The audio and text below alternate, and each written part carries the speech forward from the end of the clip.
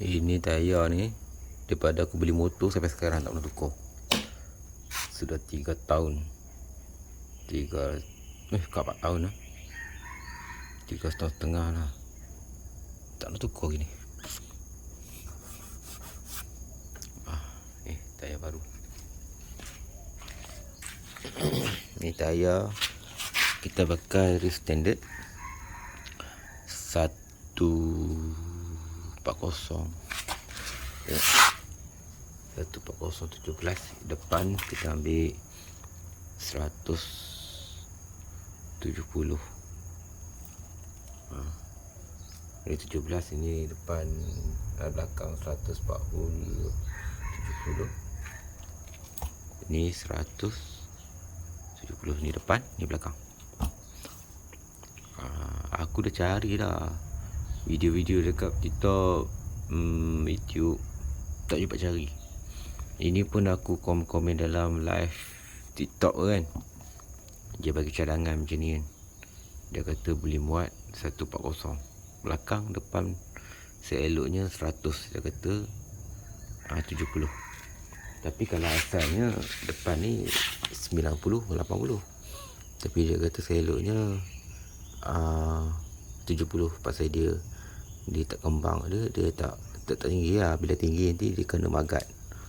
Dia dalam komen tu, masa aku buat live, masa dia buat live tu aku komen lah, tayar apa sesuai kan. Inilah cadangan dia beritahu 170. Itu lah.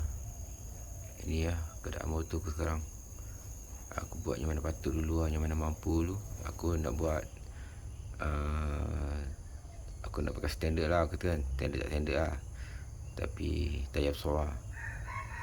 Panggil JTB Merhain.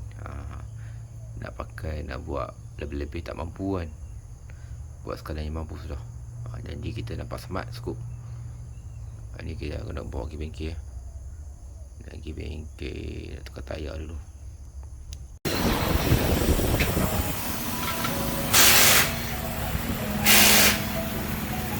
Okay, saya pasang ni.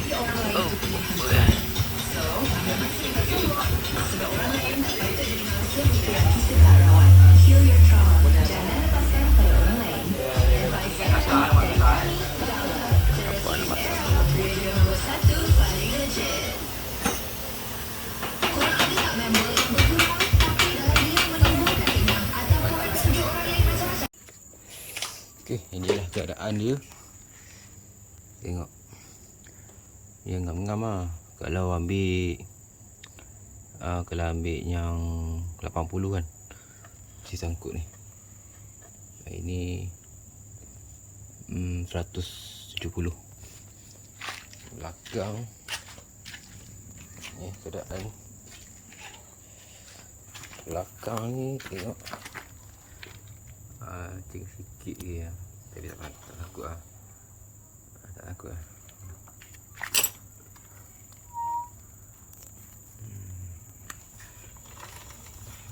Tapi tongkat tak boleh lah. Tongkat kena tahan kayu lah. Dia ngengau lah. So tongkat dua tu tak boleh angkat.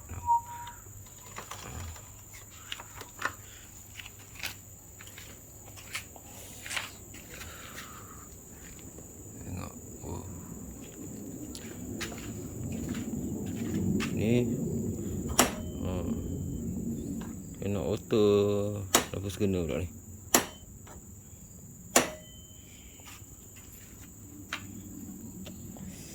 Kena kotak wiring. Kau share teruk ni.